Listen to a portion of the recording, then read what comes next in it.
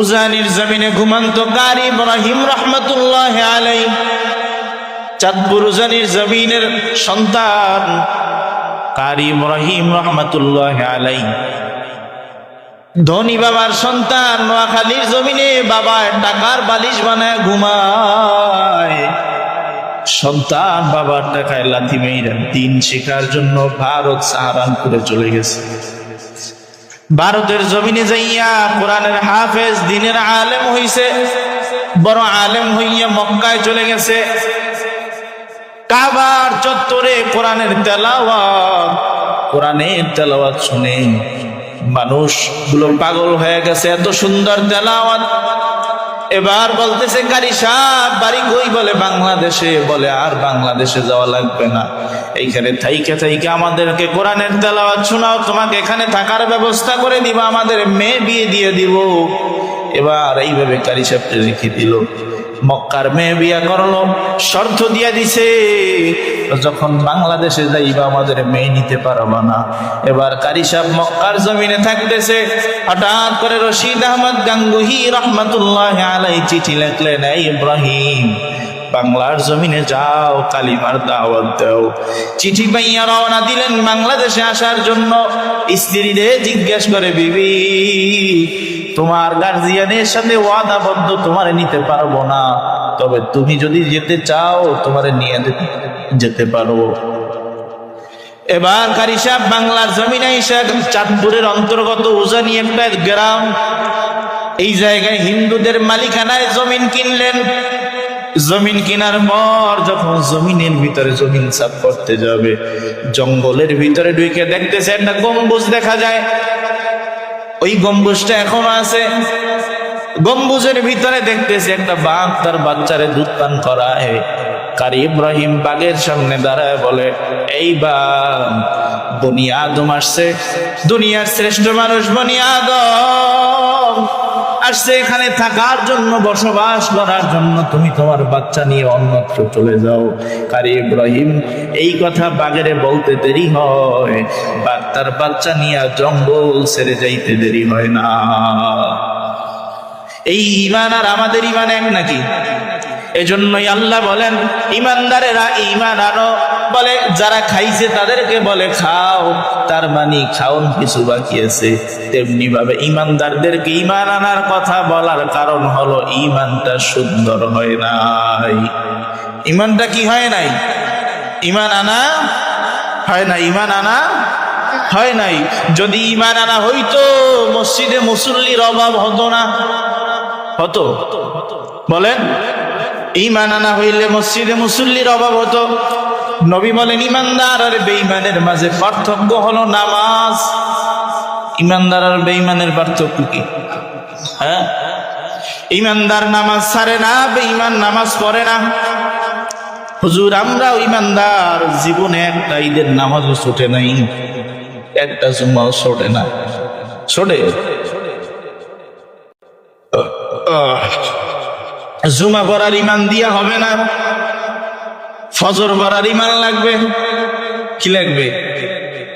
ফজর পড়ার ঈমান লাগবে, জুমা পড়ার ঈমান দিয়া হবে না। বোঝা গেছে? হ্যাঁ, এ কথা সত্য। ঈমান যদি একটু থাকে জান্নাতে যাওয়া যাবে। এই জান্নাতে যাওয়ার আগে যে মাইল একাইবে এটা।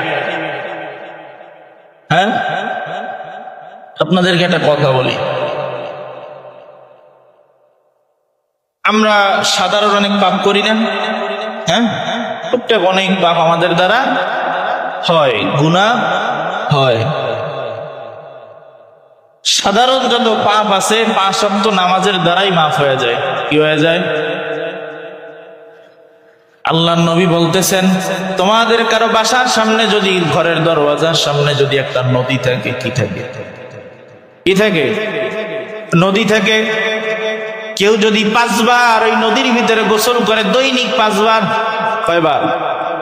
দৈনিক 5 বার যদি গোসল করে, ভালোভাবে গোসল করে, তার শরীরে কোনো ময়লা থাকবে, দুর্গন্ধ থাকবে। তেমনি ভাবে কোনো বান্দা যদি, কোনো ঈমানদার যদি দৈনিক 5 বেলা নামাজ পড়ে, আল্লাহ তাআলা তার সারা দিনের গুনাহগুলো মাফ করে দেয়। যদি দৈনিক 5 বেলা নামাজ পড়েন কত গুনাহ হালকা হয়ে যায়। হ্যাঁ, মাঝে মাঝে এমনও কয় অমুকে 5 ওয়াক্ত নামাজ পড়ে, শয়তানি তো ছাড়ে না। এবার শয়তানি করলেও 5 ওয়াক্ত নামাজ পড়লো, শয়তানির পাপ আল্লাহ মাফ করে দিতে পারে কি পারে না?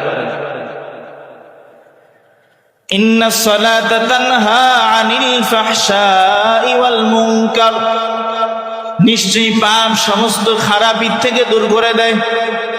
পাপ কি করে? সমস্ত খারাপ থেকে দূরে রাখে, সমস্ত খারাপ দূর করে দেয়। কি কই? নামাজ। কি কই? আস্তাগফিরুল্লাহ।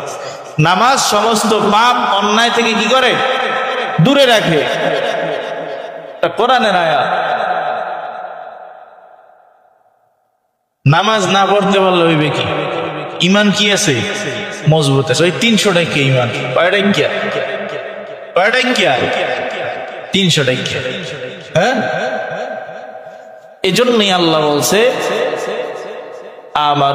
আমিনু বিল্লাহি ওয়া রাসূলি, বান্দা তোমরা যে ঈমান আনছো এই ঈমান ঈমানের মতো না, এই ঈমান জান্নাতে যাওয়ার ঈমান না, এই ঈমান দাজ্জালের ফিতনা থেকে বাঁচার ঈমান না, এই ঈমান নিয়ে মরলে জান্নাত কপালে জুটবে না। এজন্যই আল্লাহ কইছে আবার ঈমান আনো। হ্যাঁ, বোঝা গেছে? তো কাদের মতন আনবো বলেন? আমিনু কামা আমানান নাস, লোকেদের মতন ঈমান। বলে লোকেরা কোন লোক? বলে সাহাবায়ে কেরাম। কারা? সাহাবায়ে কেরামদের ঈমানের মতো ঈমান আনতে হবে। বুঝেন নাই? এখন এই ঈমান কি নামাজ না পড়লে হবে? সাহাবায়ে কেরাম নামাজ না পড়ে ঈমান বানাইছে। হ্যাঁ, আরে মিয়া, নামাজ, আমরা তো শুধু নামাজ পড়ার কথা।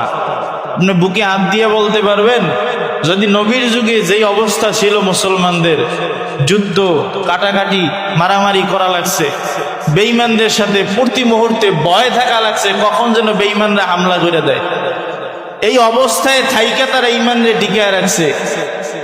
এই অবস্থায় থাইকে কি করছে? ঈমান টিকায় রাখছে। তো যদি এই সমাজের মানুষ হইতাম আমরা, তখন কয়জনে বুকে হাত দিয়ে বলতে পারেন যে ঈমান থাকবে?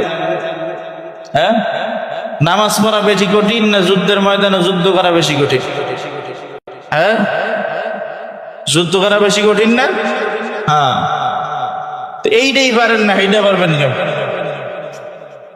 বোঝা গেছে? সাহাবায়ে কেরামদের ঈমানের সাথে তো কারো তুলনা হয় না, কোনো ঈমানের তুলনা হয় না। তবে তাদেরকে ফলো করে ওই রকম ঈমানের মতন ঈমান করা। জানি আমাদের ঈমান তাদের মতো হবে না,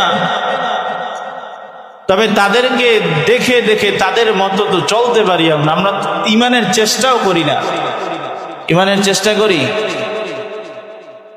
ঈমান থাকলে একদিন জান্নাতে যাওয়া যাবে, তবে আমল ছাড়া ঈমান থাকে না।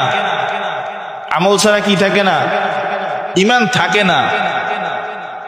আস্তে আস্তে আমল না করতে না করতে অন্তরের ভিতরে মরিচিকা পড়তে পড়তে পড়তে পড়তে আল্লাহ তাআলার বিধান, আমল, যত ভালো কাজ, এর প্রতি অনীহা চলে আসে। এরপরে তার ভালো কাজেও কিছু আসে যায় না, খারাপেও কিছু আসে যায় না। তার কাছে কোনো খারাপ খারাপই মনে হয় না, ঠিক না? তখন মানুষ পশুতে পরিণত হয়ে যায়। কিতে পরিণত হয়ে যায়? সে কি করে সে নিজেও জানে না। বোঝা গেছে?